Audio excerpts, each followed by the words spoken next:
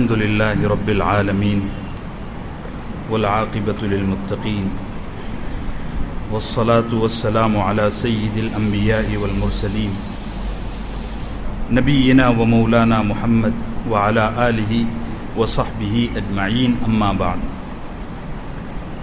قال تعالى في كتابه المجيد والفرقان الحميد أعوذ بالله من الشيطان الرجيم بسم الله الرحمن الرحيم ود كثير من أهل الكتاب لو يردونكم من بعد إيمانكم كفارا حسدا من عند أنفسهم من بعد ما تبين لهم الحق فاعفوا واصفحوا حتى يأتي الله بأمره إن الله على كل شيء قدير. وعن أبي هريرة رضي الله عنه قال قال رسول الله صلى الله عليه وسلم لا يجتمعان في قلب عبد الایمان والحسد رواہ النسائی. صدق اللہ العظیم و صدق رسولہ النبی الکریم.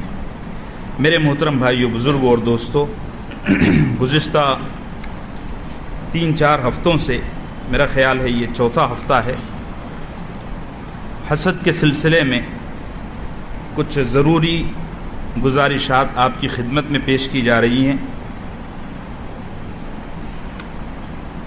اور انشاءاللہ آج پوری کوشش ہوگی کہ میرے پاس آدھا گھنٹہ جو وقت ہے اس میں میں اس موضوع کو مکمل کر لوں. اللہ کرے کہ وقت میں برکت ہو، اور جو باتیں کہیں سنی جا رہی ہیں اللہ ان پر عمل کی توفیق نصیب فرمائے. گزشتہ ہفتے ہماری بات یہاں آ کر ٹھہر گئی تھی کہ کسی آدمی کو اگر یہ یقین ہو جائے کہ مجھ سے فلاں شخص حسد کرتا ہے، اور یہ چیز پوری طرح ایڈریس ہو جائے، پکڑ میں آ جائے کہ واقعتاً اس کو مجھ سے حسد ہے، خود بھی یقین ہو جائے اور دوسرے لوگ بھی اس کی گواہی دے دیں. بعض دفعہ یہ ہوتا ہے کہ آدمی کو شیطان غلط پاٹھ اور غلط سبق پڑھا دیتا ہے. گزشتہ ہفتوں میں میں نے اس کی بھی وضاحت کر دیا تھا کہ آدمی بلا وجہ بھی بعض دفعہ اپنے قریبی لوگوں سے بدگمان ہو جاتا ہے، تو کبھی یہ بھی ہوتا ہے. لیکن اگر لوگ گواہی دیں، آپ کا دل بھی اس چیز کو تسلیم کر لے کہ ہاں فلاں شخص واقعتاً مجھ سے حسد کا شکار ہے، تو اب آپ کو کیا کرنا ہے؟ میں نے گزشتہ ہفتے پہلی بات یہ عرض کیا تھا کہ آپ کو کچھ نہیں کرنا ہے، صرف اپنے کام میں لگے رہنا ہے. کیا کرنا ہے؟ بلکہ اپنے کام میں اضافہ کرنا ہے. ٹھیک ہے، پہلے آپ 8 بجے دکان بند کر کے گھر پہ آ جاتے تھے، پتہ چلا کہ آپ کے بازو میں یا آپ کے پڑوس میں یا آپ کے رشتہ داروں میں ہیں جو آپ کے اس ترقی کرتا بزنس سے اور تجارت سے حسد کر رہا ہے، تو اب آپ 8 بجے کے بجائے 10 بجے دکان بند کیجئے، کام میں لگ جائیے. اس سے یہ ہوگا، میں نے اس کو مثال کے ذریعے بھی سمجھایا تھا کہ شاہین جو ہوتا ہے، جس کو ہمارے یہاں باز کہا جاتا ہے، یہ واحد پرندہ ہے اور یہ پرندوں کا بادشاہ ہے. اس کی پرواز بہت اونچی ہے، تو یہ کئی دنوں کے بعد زمین پر اترتا ہے، اور زمین پر اتر کر بیٹھتا نہیں ہے، شکار کر کے فوراً چلا جاتا ہے. آپ یوٹیوب وغیرہ پر اس کے ویڈیوز بھی دیکھیے، بڑے دلچسپ ہوتے ہیں. وہ اڑتا ہوا آتا ہے اور سمندر کے قریب آ کر کے پنجوں سے مچھلی پکڑ کر پھر اوپر بھاگ جاتا ہے. اس کو بیٹھنا بھی اگر کہیں ہوتا ہے نا، تو یا تو کسی اونچی عمارت پر بیٹھے گا یا کسی اونچی پہاڑی پر بیٹھے گا، زمین پر یہ پسند نہیں کرتا، چونکہ بادشاہ ہے. کوا اس سے بڑا حسد کرتا ہے. تو کوا کیا کرتا ہے کہ اس کی پرواز کم ہو، اس کی شان اور شوکت میں فرق پڑے، وہ حسد کے مارے کوا اس کے یہاں بیٹھ جاتا ہے اور اس کی گردن کو زخمی کرنا شروع کرتا ہے، چونچ مارتا ہے. تو باز کوئی جواب نہیں دیتا. اس کو معلوم ہے اگر اس کمینے کا جواب دینے بیٹھوں گا تو میری صلاحیتیں، میری قوتیں ضائع ہونا شروع ہوں گی. وہ یہ کرتا ہے کہ اپنی پرواز کو، اپنی اڑان کو اونچی کرتا چلا جاتا ہے. وہ اس لیول تک پہنچ جاتا ہے کہ جہاں آکسیجن کی کمی کوے کو محسوس ہونا شروع ہوتی ہے، اس کو اتنی ہی اوقات ہے، ٹھیک ہے جی۔ جیسے ہی وہ اس ایریا میں پہنچتا ہے نا تو کوا 1-2 مرتبہ سانس لے کر لڑکتا ہوا زمین پہ گر جاتا ہے۔ تو جو آپ کے حاسدین ہیں آپ ان کا جواب نہ دیں، آپ ان کا جواب نہ دیں، کبھی نہیں۔ اور یہ یاد رکھیے، آپ پر جب کسی کو حسد ہوتا ہے نا تو آپ یہ دیکھیے کہ میں کتنا جواب دے رہا ہوں۔ جتنا آپ جواب دے رہے ہو تو سمجھو کہ مجھے اس کے حسد سے اتنی تکلیف ہو رہی ہے۔ لوگ بعض دفعہ پوچھتے ہیں کہ حاسد کیا کر سکتا ہے؟ اس کا سب سے آسان جواب یہ ہے کہ جتنی آپ کو تکلیف ہو رہی ہے بس وہی حاسد آپ کا کر رہا ہے، باقی کچھ نہیں کر سکتا۔ اس لیے آپ اپنے کام سے لگے رہیں اور فضول چیزوں میں نہ پڑیں۔ اللہ ہم سب کو توفیق نصیب فرمائے۔ ایک مولوی صاحب تھے، ان کے کچھ حاسدین تھے دوسرے مولوی، تو ان کو یہ ڈر تھا کہ یہ مجھے نقصان نہ پہنچا دیں اور یہ ہو جائے گا اور یہ ہو جائے گا۔ تو انہوں نے اپنے مشائخین سے، بزرگوں سے رابطہ کیا کہ فلاں فلاں مولانا صاحب ہیں، وہ میرے خلاف اس طرح کی سازش کر رہے ہیں، یہ ہے۔ تو مولوی صاحب کے استاد نے کہا کہ بیٹا آپ ایک کام کرو، اپنے مطالعے میں اضافہ کر دو۔ کیا کرو؟ اپنے مطالعے میں اضافہ کرو، اپنی صلاحیتیں بڑھاؤ۔ وہ مولوی صاحب کام پر لگ گئے۔ وہ جتنے مولوی تھے جو انگلی کرنے والے تھے وہ سارے کے سارے کنارے لگ گئے، اور جو مولوی صاحب اپنے اساتذہ کی اطاعت میں، کتابوں کے مطالعے میں لگ گئے نا، اللہ نے ان کو کامیابی نصیب کی۔ اگر وہ ان کے سوالات کا، ان کے اعتراضات کا، ان کی تہمتوں کا جواب دینے بیٹھتے نا تو شاید ان کا وزن بہت کم ہو چکا ہوتا اور ان کا دل جل کر بھون جاتا۔ ہاں چونکہ لیکن دیکھو یہ بات یاد رکھو، بڑے خطرناک جملے کسے جائیں گے۔ حاسدین کا سب سے پہلا وار ہوتا ہے کڑوے جملے، اور یہ جملے کتنے کڑوے ہوتے ہیں معلوم ہے؟ اللہ نے اپنے نبی کو تسلی کے طور پر کہا وَلَقَدْ نَعْلَمُ أَنَّكَ يَضِيقُ صَدْرُكَ بِمَا يَقُولُونَ، اے نبی ہم جانتے ہیں آپ کے حاسدین آپ پر جو تہمتیں لگاتے ہیں، جو گھٹیا جملے آپ کے تعلق سے کہتے ہیں، وہ سن کر آپ کا سینہ تنگ ہو جاتا ہے۔ وَلَقَدْ نَعْلَمُ، ہم جانتے ہیں، أَنَّكَ يَضِيقُ صَدْرُكَ، آپ کا سینہ تنگ ہو جاتا ہے، بِمَا يَقُولُونَ، جو کچھ وہ کہتے ہیں، عجیب عجیب اعتراضات، عجیب عجیب تہمتیں۔ اللہ ہم سب کو صحیح سمجھ عطا فرمائے۔ جواب دینے کی کوشش نہ کریں، سیکھنے کی چیز ہے اپنے بڑوں سے۔ حضرت مولانا حزین الامت مولانا طارق جمیل صاحب کے پاس ایک دفعہ ایک آدمی آیا، آ کر کے کہنے لگا کہ حضرت فلاں لوگ آپ کے تعلق سے اس طرح کی بات کہتے ہیں۔ تو مولانا نے برجستہ یہ بات کہی کہ وہ جو کہتے ہیں اس سے زیادہ لوگ مجھ کو اچھا بھی کہتے ہیں۔ کیا کہا؟ اور اتنے لوگ اچھا کہتے ہیں کہ اتنا اچھا میں ہوں نہیں۔ کیا فرمایا؟ اتنا اچھا میں ہوں نہیں، لہذا اگر کچھ لوگ میرے تعلق سے بدگوئی کر رہے ہیں تو وہ بھی ٹھیک ہے۔ اور پھر فرمایا سبحان اللہ۔ کیا فرمایا؟ سبحان اللہ۔ یہ اصل میں عمل کیا اس آیت پر، وَلَقَدْ نَعْلَمُ أَنَّكَ يَضِيقُ صَدْرُكَ بِمَا يَقُولُونَ فَسَبِّحْ بِحَمْدِ رَبِّكَ، تو اپنے رب کی تسبیح بیان کرتا جا، جواب مت دو۔ دفاع میں ایک لفظ بھی مت کہو ڈیفینس میں کہ نہیں میں ایسا، نہیں میں ویسا، یہ غلط ہوگا۔ تو پہلا یہ کام کرنا ہے کہ آپ کو اپنے کام سے لگے رہنا ہے۔ دوسرا کام یہ کرنا ہے کہ منزل کا اور دعائے انس کا اہتمام کرنا ہے۔ یہ دو چیزوں کا، دیکھو اگر آپ ان چیزوں کو سیریس نہیں لوگے تو نقصان ہوگا، اور بعد میں مجھ کو پکڑو گے کہ مفتی صاحب آپ نے ایسا کہا تھا لیکن ہم کو تو ہمارے حاسد کی سازشیں نقصان پہنچا رہی ہیں۔ ابھی اچھے سے سن لو، دو چیزوں کا اپنی زندگی میں اہتمام کرنا ہے، منزل کا اور دعائے انس کا۔ 5-10 منٹ کا وہ وظیفہ ہے، آپ اس کو اہتمام سے پڑھیں، انشاءاللہ کسی حاسد کی کوئی سازش اور کوئی مکر آپ کے لیے اثر انداز نہیں ہوگا، افیکٹڈ نہیں ہوگا۔ نمبر 3، حاسد کے لیے ہدایت کی دعا کریں۔ حاسد کے لیے ہدایت کی دعا کریں۔ میں یہ بات گزشتہ ہفتے بتا چکا ہوں کہ حاسد کو خوش کرنے کی کوشش نہ کریں۔ جب کسی کو حسد ہوتا ہے تو اس پر دلیلیں اور اس پر دعوتیں کچھ بھی اثر نہیں کرتی۔ حضرت سیدنا معاویہ ابن ابی سفیان رضی اللہ عنہ، میں کچھ گزشتہ ہفتے بتا چکا ہوں، اتنی بڑی سلطنت کے حاکم تھے، امیر تھے. وہ فرماتے ہیں کہ میرے خزانے میں کوئی نعمت ایسی نہیں ہے جسے کھلا کر میں حاسد کو خوش کر سکوں. جب اتنا بڑا بادشاہ، اتنا بڑا خلیفہ یہ کہہ رہا ہے تو ہماری اوقات ہی کیا ہے؟ زیادہ سے زیادہ ہم دلی دربار کی بریانی کھلا سکتے ہیں، اور تو کچھ نہیں. اور یاد رکھو، دیکھو بعض جسمانی بیماریاں ایسی ہوتی ہیں کہ ان بیماریوں کے لگنے کے بعد آدمی میں دوا زہر بن جاتی ہے. تو ڈاکٹر کہتے ہیں نہیں، اس کو اب دوا دو ہی مت، اس کو اب گاڈ کے حوالے کرو، خدا کے حوالے کرو. زہریلے انجیکشن بھی دیتے ہیں. یہ جو حسد کی بیماری ہے نا، اس میں آپ کا اس کے ساتھ اچھا سلوک کرنا اس میں حسد کا اور اضافہ کرے گا. میں نے گزشتہ ہفتے بتایا تھا، آپ اپنے حاسد کو دلی دربار میں دعوت کرانے لے جاؤ گے، وہ وہاں بیٹھ کر کھاتے کھاتے یہ ضرور سوچے گا کہ یہ مجھے یہاں کھانے کے لیے بلا رہا ہے، تو خود کہاں جاتا ہوگا. اس لیے ٹینشن نہ پالیں. ہاں، بڑی قیمتی باتیں آپ سے کہہ رہا ہوں، آپ کے پیسے بچ جائیں گے، آپ کے پیسے آپ کا وقت بھی بچ جائے گا. اپنے کام سے لگے رہیں. ٹھیک ہے، شکرانے کی نماز کا اہتمام کریں.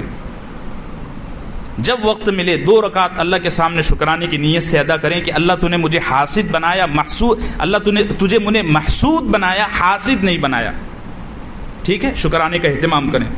اور حاسد کی ہر سازش کا مقابلہ صبر اور تقوی سے کریں.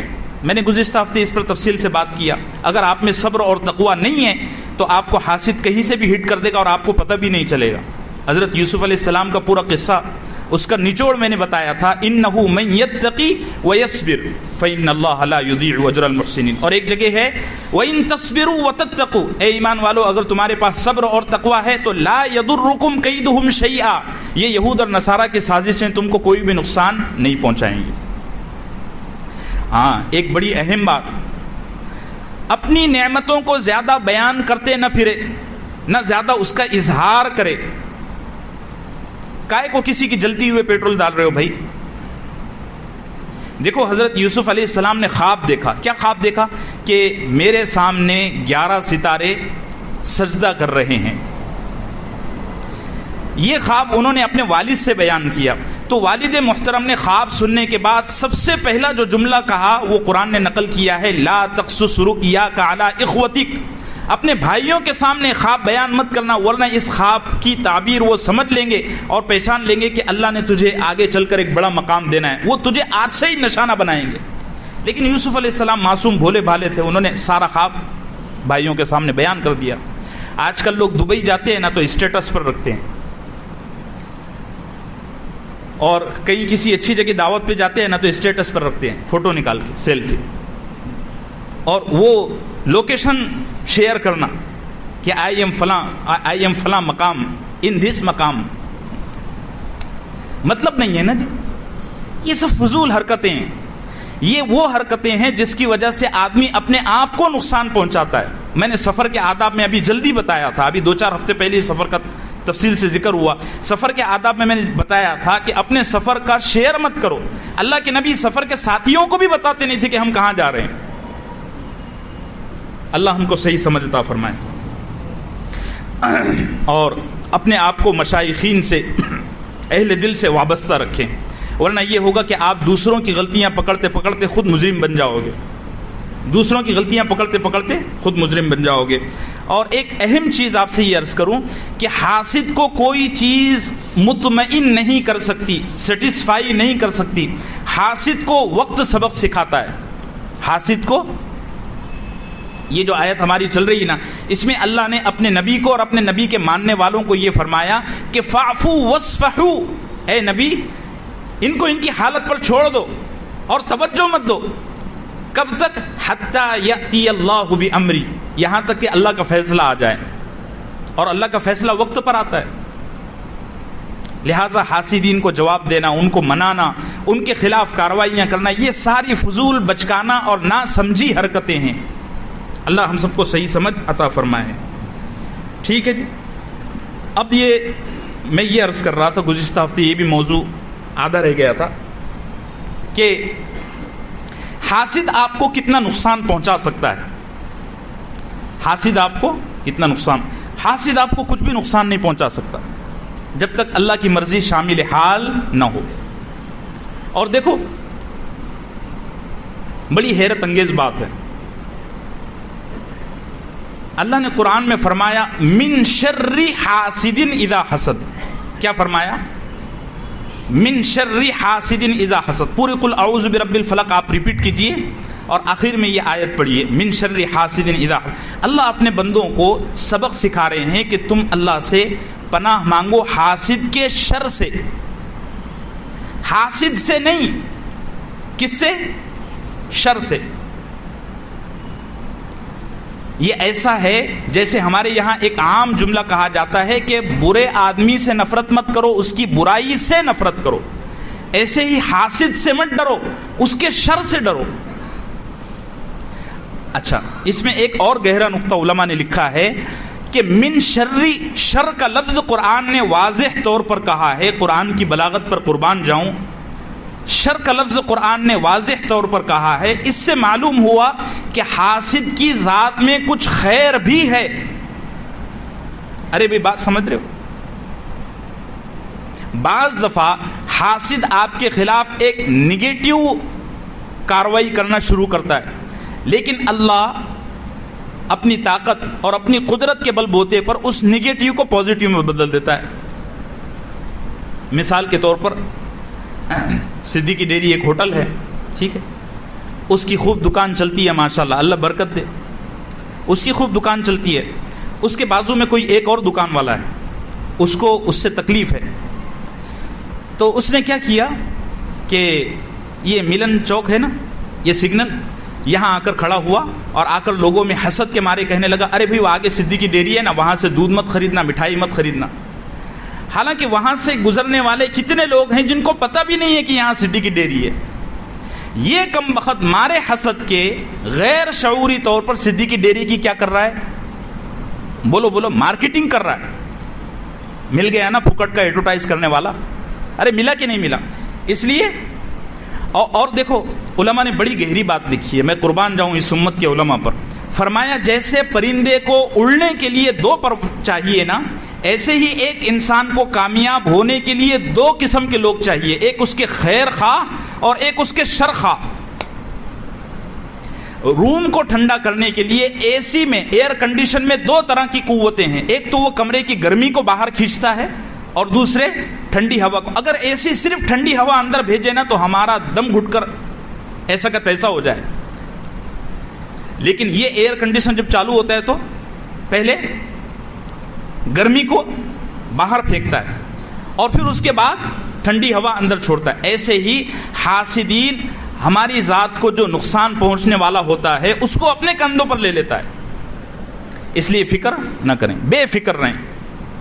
حاسد آپ کا کچھ بگاڑ نہیں سکتا. ہاں، حاسد آپ پر جملوں کے نشتر کسے گا، بھیانک بھیانک تہمتیں لگائے گا، بیکار تنقید کرے گا. بیکار، وہ تو چپل ہی ایسی پہنتا ہے، وہ تو ایسا چلتا ہے، اس کو تو سلام کا ہی طریقہ نہیں، اس کو تو بات کرنے کا ہی طریقہ نہیں. فضول تنقیدیں، اور ہو سکتا ہے تہمت بھی لگائے. نظر بد کی کوشش بھی کرے گا. کائے کی نظر بد کی؟ اللہ کے نبی صلی اللہ علیہ وسلم کے بارے میں آتا ہے کہ یہود مدینہ نے اللہ کے نبی صلی اللہ علیہ وسلم کے خلاف سازشوں میں سے جو بڑی سازش کی تھی وہ یہ بھی تھی کہ یہودیوں نے کچھ ایسے ویل ٹرینڈ نظر لگانے والے تیار کیے تھے. وہ اتنے خطرناک تھے کہ ان کے سامنے سے جب کوئی اونٹ گزرتا نا تو وہ ہنس کر کہتے اس اونٹ کا گوشت آج کھانا ہے، اور اس کو دیکھنے کے لیے بیٹھ جاتے. دیکھتے دیکھتے دیکھتے دیکھتے وہ اونٹ تھوڑی دور چلتا اور گر جاتا. اتنے خطرناک تھے. اور نظر کا بڑا اثر ہے، بہت اثر ہے. چاہے محبت والی نظر ہو چاہے عداوت والی نظر ہو، ہر نظر میں اثر ہے. بھئی بات سمجھ رہے ہو میرے عزیزو؟ ہاں. تو حاسد آپ کو نظر بھی لگائے گا، پیچھے سے دیکھے گا. اسی لیے بعض لوگوں کو، بہت سارے لوگوں کو کمر میں درد ہوتا ہے. یہ کمر میں درد کیلشیم کی کمی کی وجہ سے بھی ہوتا ہے، اور بھی بہت ساری وجوہات سے ہوتا ہے. اس میں ایک بڑی وجہ یہ بھی ہے کہ حاسد جو ہے نا وہ آپ کو آپ کے سامنے سے دیکھنے کی ہمت نہیں کرتا. اس کا جی چاہتا نہیں ہے کہ میں اس کو دیکھوں سامنے سے. تو وہ جب آپ گزر جاتے ہو نا تو دیکھتا ہے ہاں بڑے زبردست کپڑے پہنتا ہے. وہ جب ایسا دیکھتا ہے نا آپ کو تو آپ کی کمر میں درد ہو جاتا ہے. ایسے موقع پر اپنی بیوی سے وہ عمل کروائیں جو میں نے پہلے ہفتے میں گروپ میں چھوڑا تھا. اب وہ کیا ہے آپ دیکھ لینا جا کر, ٹھیک ہے. ہاں, آپ کا حاسد اگر با اختیار ہوگا, پاور میں ہوگا, تو آپ کی جان بھی لے سکتا ہے. اس لیے آپ بھی اگر اختیار والے ہیں تو اپنے ساتھ محافظین کا اور باڈی گارڈ کا ایک دستہ ساتھ میں رکھیں. بات سمجھ رہے ہو عمیر؟ اللہ ہم سب کو صحیح سمجھ عطا فرمائے. اب یہ ایک اور چیز ہے, حسد کن لوگوں پر ہوتا ہے؟ بہت سارے لوگ بلا وجہ بھی کہتے ہیں ہم پر حسد ہوتا ہے, ہم پر حسد ہوتا ہے. ارے بھائی کوئی قابلیت نہیں ہے, تیرے کو بلا وجہ شیطان پٹی پڑھا رہا ہے. ایک رکشے والا کہتا ہے ارے مجھ کو مولانا نظر بہت ہوتی ہے. سبحان اللہ.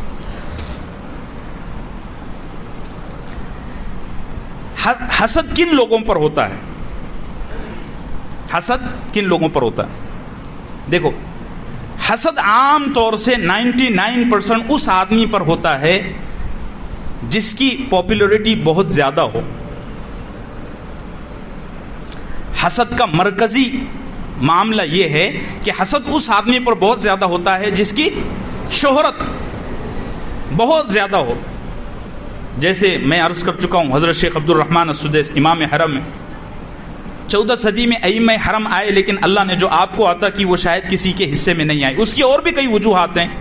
ایک بڑی وجہ یہ ہے کہ حضرت شیخ نے میڈیا کا زمانہ پایا تو ان کی شہرت ہو گئی.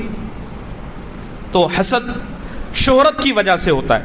سب سے پہلی بات, ان لوگوں پر حسد زیادہ ہوتا ہے جن کو شہرت اور جن کو پاپولیرٹی بہت زیادہ مل گئی ہے. جتنے لوگوں میں آپ محبوب ہیں, چہیتے ہیں, آپ پر اتنا زیادہ حسد ہوگا. بات سمجھ رہے ہو؟ پہلی چیز. دوسری چیز, عہدے پر حسد ہوتا ہے. کوئی ایک چیئر آپ کے پاس آ گئی, آپ ایم ایل اے بن گئے, یہ عمر ہے, کالے کپڑے مت پہنا کرو, جمعے کے دن کالے کپڑے. مجھے تکلیف ہو رہی ہے, لباس کا رنگ کیسا ہو یہ بھی تو دیکھیں نا. جمعے کے دن کالے کپڑے, سفید لباس پہنو. کیسا؟ سفید. جب تک سفید لباس آپ کے بدن پر رہتا ہے وہ کپڑا آپ کے لیے مغفرت کی دعا کرتا ہے. کتنے فضائل. ابھی ایسا لگ رہا ہے جیسے 10 محرم کو ماتم کرنے بیٹھا ہے. صرف یہی ڈر ستاتا ہے کہ کپڑے میلے ہو جائیں گے. کیا ضرورت ہے؟ اتنے میلے تھوڑی ہوتے ہیں. اور آپ کو دھونا پڑتے ہیں کپڑے. اے بچے, آپ کو دھونا پڑتے. یہ میرے بیٹے جیسا ہے اس لیے کہہ رہا ہوں, ورنہ میں سب کو نہیں کہتا. اب دیکھو پیچھے بھی کتنے لوگ کالے کپڑے پہن کے بیٹھے ہیں, اسے کوئی سروکار نہیں. تو حسد عہدے پر بھی ہوتا ہے. حسد عہدے پر بھی ہوتا ہے. نمبر 3, علم اور ہنر پر. آپ کے پاس بہت اچھا علم ہے, کوئی ٹیلنٹ ہے, آپ ہنر کار آدمی ہو, آپ پر بھی حسد ہوگا. نمبر 3, مال پر. کافی مال, کافی پیسہ آپ کے پاس ہے, آپ پر بھی حسد ہوگا. نمبر 5, ظاہری حسن پر. اللہ نے آپ کو پیدائشی طور پر ایسا حسین بنایا ہے کہ لوگ دیکھ کر جل بھن جاتے ہیں. اور یہ حسد عورتوں میں زیادہ ہوتا ہے, مردوں میں کم ہوتا ہے. مردوں میں ظاہری شکل و شباہت کی کوئی فکر نہیں رہتی, کیسا بھی ہے بس چل پڑا اللہ کا بندہ. تو مردوں میں ظاہری حسن پر حسد کی عادت نہیں. عورتوں میں بہت ہوتا ہے, بہت ہوتا ہے. نمبر 6, رہن سہن پر, جس کو آپ لائف اسٹائل کہتے ہیں. بڑے اچھے لباس پہنتے ہو, بڑے اچھے جوتے پہنتے ہو, تو آپ کے رہن سہن پر بھی لوگوں کو حسد ہوگا. ٹھیک ہے. نمبر 7, با اثر آدمی پر.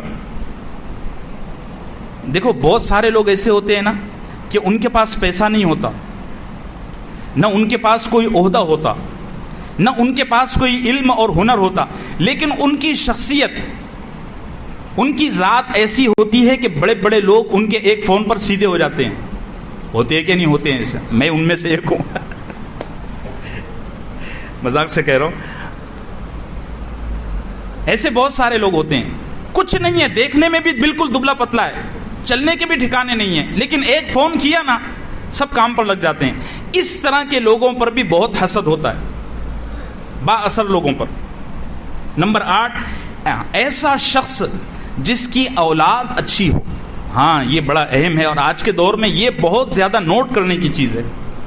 خود نے کچھ نہیں کیا لیکن اللہ نے اس کے بدلے اس کی اولاد کو اتنا نواز دیا کہ لوگ دیکھ کر جل بھن جاتے ہیں. اچھی اولاد نکل گئی. بھئی بات سمجھ رہے ہو؟ نمبر 9، خوشحال اور پرسکون گھرانوں پر بھی حسد ہوتا ہے، اور یہ حسد پڑوسیوں میں ہوتا ہے۔ آپ کے گھر میں کبھی جھگڑے کی آواز نہیں آتی، کبھی آواز بلند نہیں ہوتی، کبھی برتنوں میں کھٹ پٹ نہیں ہوتی، ساری بہویں بھی ماشاءاللہ آپ کی فرما بردار ہیں، اور ساری بیٹیاں بھی، سارے بیٹے بھی، گھر کا نظام بالکل امن و امان کے ساتھ چل رہا ہے۔ آپ کے گھر پر حسد ہوگا، آپ کے گھر کو لوگ توڑنے کی کوشش کریں گے، آپ چاق اور چوبند رہیں۔ میں نے ساس بہو کے جھگڑے کے معاملے میں اس پر تفصیل سے بات کیا تھا، اب وقت بھی نہیں ہے اور مناسب بھی نہیں ہے۔ نمبر 10، دوستی اور تعلقات پر بھی حسد ہوتا ہے۔ دو لوگ ہیں گرین پارک میں رہتے ہیں، ماشاءاللہ ایک ساتھ اٹھتے ہیں، ایک ساتھ کھاتے ہیں، ایک ساتھ سوتے ہیں، ایک جیسا پہنتے ہیں، کاروبار بھی دونوں کا اچھا چلتا ہے، بہت اچھے دوست ہیں۔ اب گرین پارک میں کچھ لوگ، ارے یار یہ ان کو توڑو، جیسے ہمارے احمد بھائی اور غلام صاحب، یہ ہیں تو یہ نہیں ہے، اور یہ نہیں ہے تو یہ بھی نہیں ہے۔ اللہ برکت عطا فرمائے اور ہر ایمان والے کے دل میں ایسی محبت ڈالے۔ بہت پکے دوست ہیں ماشاءاللہ۔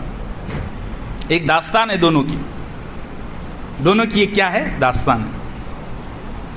تو دوستی اور تعلقات پر بھی حسد ہوتا ہے۔ اللہ ہم سب کو صحیح سمجھ عطا فرمائے۔ اچھا، اب یہ ایک اہم چیز 5 منٹ میں بتا دیتا ہوں کہ اگر آپ کو یہ محسوس ہو جائے کہ مجھے کسی سے حسد ہے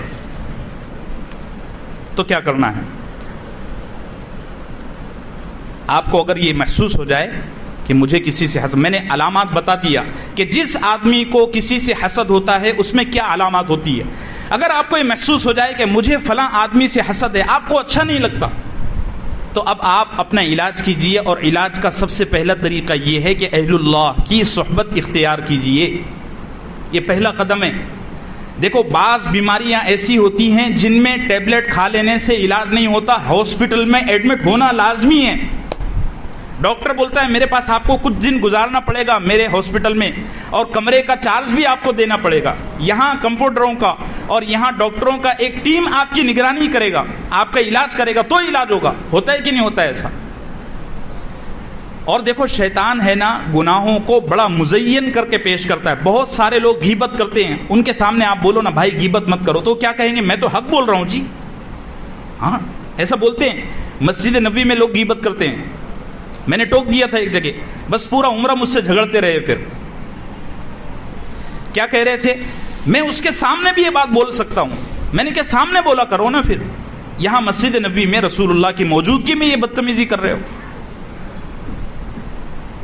یہ شیطان کے پڑھائے ہوئے بہترین سبق ہیں۔ قرآن میں آتا ہے زُيِّنَ لَهُمْ سُوءُ أَعْمَالِهِمْ، شیطان کی بڑی چال ہے کہ وہ تمہارے گناہوں کو تمہارے سامنے سجا کر پیش کرتا ہے۔ غیبت کو حق گوئی کا نام دیتا ہے، اور حسد کو خیر خواہی کا نام دیتا ہے۔ بہت سارے لوگ ہیں ایسے، اس لیے اہل اللہ کی صحبت میں جائیں۔ جب تک یہ نہیں ہوگا تب تک آپ اپنی بیماری کو ایڈریس نہیں کر سکیں گے۔ نمبر 2، جب بھی کسی کی خوبی نظر آئے تو بآواز بلند ماشاء اللہ تبارک اللہ کہنا ہے۔ اس کی عادت ڈالو میرے عزیزو۔ Very good, good morning, so morning, to morning, یہ چھوڑو یار۔ ان چیزوں نے ہمارے معاشرے کو سڑا دیا ہے۔ پوری انسانی زندگی الفاظ پر چلتی ہے، کائے پر؟ کوئی تو وجہ ہوگی کہ جرمن حکومت نے، جرمنی ادبا نے انشاءاللہ کے لفظ کو جرمنی زبان میں پروڈیوس کروایا ہے۔ انہوں نے ان کی ڈکشنری میں انشاءاللہ کو ڈالا ہے۔ انہوں نے کہا کہ ہم نے اپنی زندگی میں لفظ انشاءاللہ کی برکتیں دیکھی ہیں۔ دین پر اگر تم عمل نہیں کرو گے نا تو دین تمہارا محتاج نہیں ہے، اللہ کھڑا کر دے گا۔ 14-15 صدی سے یہ ہوتا آ رہا ہے۔ ہم محتاج ہیں دین کے، اس لیے اپنی زبان پر زیادہ سے زیادہ انشاءاللہ، ماشاءاللہ، تبارک اللہ کے الفاظ لائیں۔ اور ایک دعا میں آپ سے عرض کرتا ہوں، آپ بھی اس کو میرے ساتھ ساتھ پڑھیں۔ جب بھی یہ محسوس ہو جائے کہ مجھے کسی سے حسد ہو رہا ہے، کسی کی بلندی، کسی کی پرواز مجھے اچھی نہیں لگ رہی، سینے میں گھٹن ہو رہا ہے، تو اس دعا کو پڑھیں، اللہم آتی نفوسنا تقواہا وزکیہا انت خیر من زکاہا۔ یہ دعا پڑھیں، یہ میں گروپ میں چھوڑ دوں گا انشاءاللہ، آپ وہاں اس کو دیکھ لیں۔ ٹھیک ہے. اور میں نے آپ کو بتایا تھا امام بخاری نے الادب المفرد میں ایک درود شریف نقل کیا ہے. علماء نے اس درود شریف کی تاثیر لکھی ہے کہ یہ درود شریف حاسد کے لیے پین کلر سے زیادہ تیز رفتاری کے ساتھ کام کرے گا، بشرطے کہ اس نیت سے پڑھا جائے کہ اللہ مجھے تو نے کتنی بڑی نعمت عطا کی ہے کہ میں آج تیرے نبی کا امتی ہوں. یہ سب سے بڑی نعمت ہے. اب اس کے سامنے آپ کے محسود کی BMW کیا چیز ہے؟ یہ تو خاک ہونے والی ہے نا. 5-10 سال میں اس کا کلر نکل جائے گا، ختم ہو جائے گی. روڈ پر نکالنا اسے جرم ہو جائے گا. کیا حیثیت ہے؟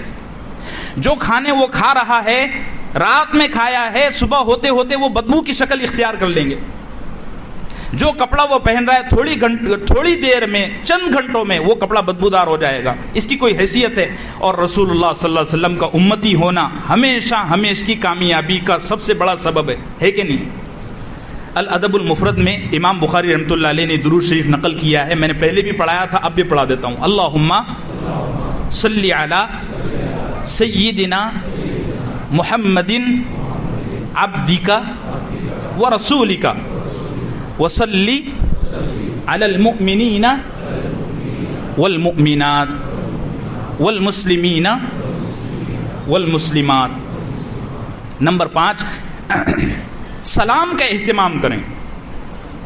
سلام کا اہتمام کریں. گرین پارک میں ہر لمحے سلام گونجنا چاہیے. کتنی بڑی آبادی ہے مسلمانوں کی، سلام کرو تو جواب دیتے ہیں. اللہ کے نبی صلی اللہ علیہ وسلم نے فرمایا میں تم کو ایسی چیز بتاتا ہوں کہ اگر تم اس پر عمل کرو گے تو تمہارے درمیان محبت خود بخود پیدا ہو جائے گی. اولا ادلکم علی شیء اذا فعلتموہ تحاببتم افشوا السلام بینکم.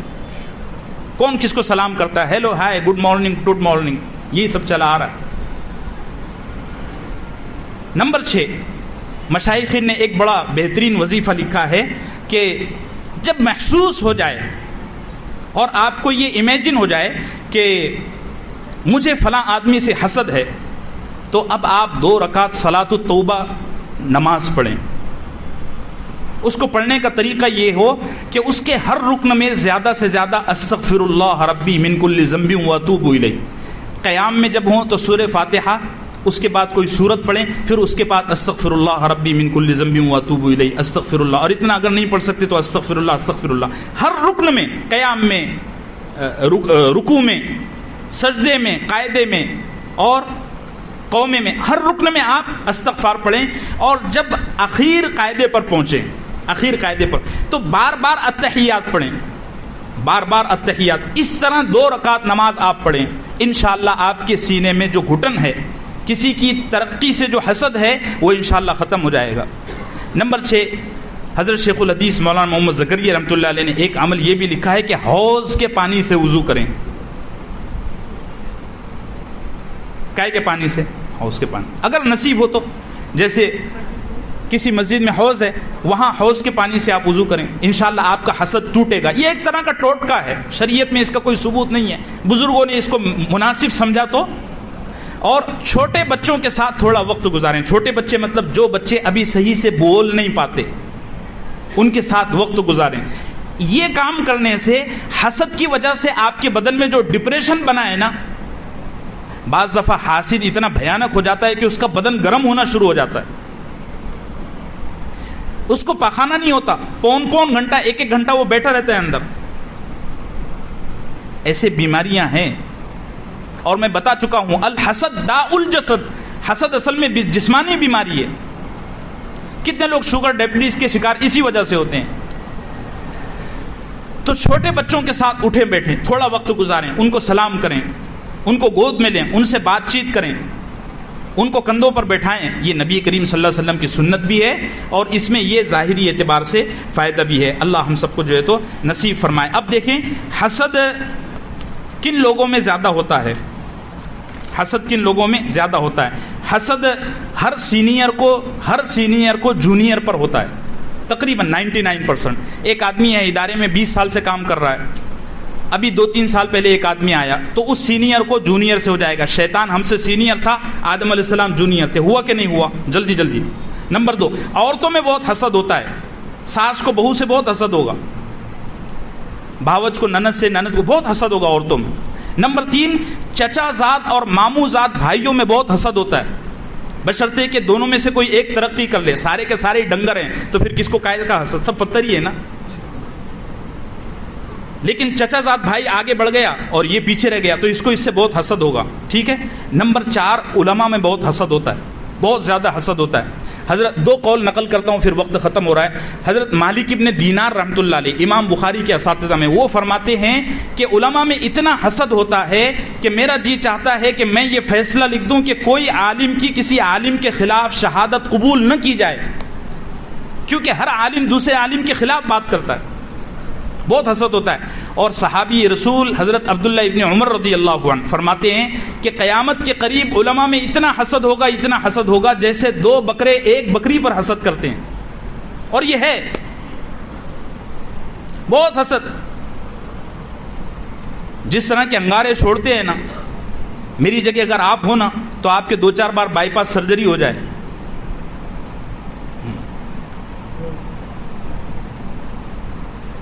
علماء میں بہت حسد، اور کس طرف سے ہٹ کرے گا سمجھ میں نہیں آتا. وہ تو اللہ نے کچھ محافظین کو کھڑا کیا ہوا ہے، اللہ سب کو جزائے خیر عطا فرمائے، استقامت دے، تو کام چل رہا ہے. ورنہ بڑے بڑے ادارے ویران ہو گئے، ٹوٹ گئے. کئی مدرسے، کئی اسکولیں، کئی مسجدیں، انتشار ہو گیا. پہلے یہ سب مسجدوں میں بولنا اچھا نہیں لگتا تھا کہ مولویوں میں بہت حسد ہوتا ہے، لیکن میں مسلسل 15-20 سال سے چیز دیکھ رہا ہوں کہ مولویوں کی حسد کی وجہ سے دین کو نقصان ہو رہا ہے. تو مولوی کوئی چیز نہیں ہے نا، دین اصل ہے نا. ہماری ذمہ داری ہے کہ کوئی پولیس والا اگر جرم کرے تو دیش بچانے کے لیے ہم اس پولیس والے کا بھی ہاتھ پکڑیں گے کہ نہیں پکڑیں گے. ہاں، ایسے ہی اگر کوئی مولوی حسد کے مارے دوسرے اچھے مولوی کو نقصان پہنچانا چاہے، اس مولوی کو ہم رسوا کریں گے، اللہ کے لیے کریں گے. اللہ ہم سب کو صحیح سمجھ عطا فرمائے. مولویوں میں بہت حسد ہوتا ہے. نمبر 5، پڑوسیوں میں بہت حسد ہوتا ہے. پڑوسیوں میں، لیکن سب میں نہیں ہوتا. جیسے مولویوں میں سب میں نہیں ہوتا، پڑوسیوں میں بھی بہت حسد ہوتا ہے. اور یہ بات یاد رکھیے، کوئی میرے ان جملوں کو لے کر یہ نہ کہے کہ مفتی صاحب کہتے ہیں کہ مولویوں میں بہت حسد ہوتا ہے. بھائی سب ایک جیسے نہیں ہوتے، کچھ ہوتے ہیں ایسے جن میں کرسی کی تڑپ بہت زیادہ رہتی ہے، مال کی لالچ بہت زیادہ رہتی ہے، پڑھنے لکھنے سے ان کو کوئی تعلق نہیں رہتا. میں کہتا ہوں نا مولویوں سے، ارے آؤ نا، لائبریریاں سجی ہوئی ہے، تیاری کرو، تم بھی آؤ. تم سوتے رہو گے 12 بجے تک اور برابری کرنا چاہو گے اس آدمی کی جو 4-4 بجے رات کو اٹھ کر مطالعہ کرتا ہے. ہو سکتا ہے کبھی؟ یہ نہیں ہو سکتا. ایسے بھی علماء ہیں جو دوسرے علماء کے لیے جگہ بناتے ہیں. اللہ نے ہم کو ایسے بھی بزرگان دین نصیب کیے ہیں. حضرت شیخ عبد الرحمن ابن عبدالعزیز السدیس، اللہ سایہ دراز فرمائے، 2015 میں سعودی حکومت نے ان کو حرم شریف کا انچارج بنایا.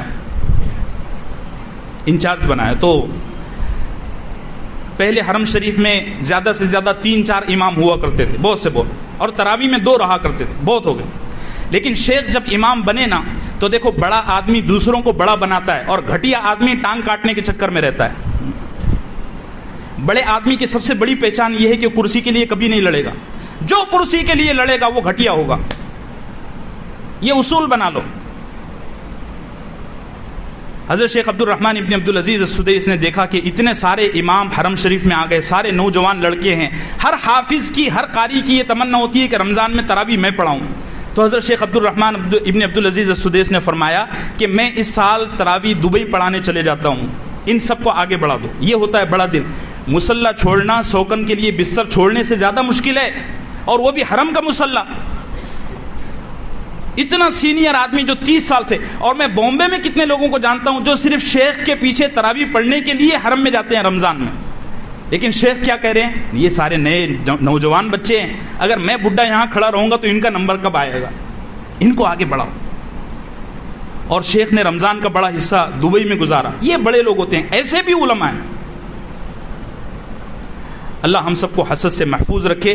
بھائی جتنا ہو سکا میں نے آپ کے سامنے حسد کے سلسلے میں تفصیلات بیان کی. اللہ ہم سب کے دلوں کو حسد سے محفوظ رکھے اور اتنی نعمتیں دیں کہ ہم کو کسی پر حسد کی گنجائش ہی نہ رہے. خوب نواز دے اللہ. ہماری اولاد نیک بنائیں، صلاحیت مند بنائیں، خوب ترقیات سے ہم سب کو نوازے. ابھی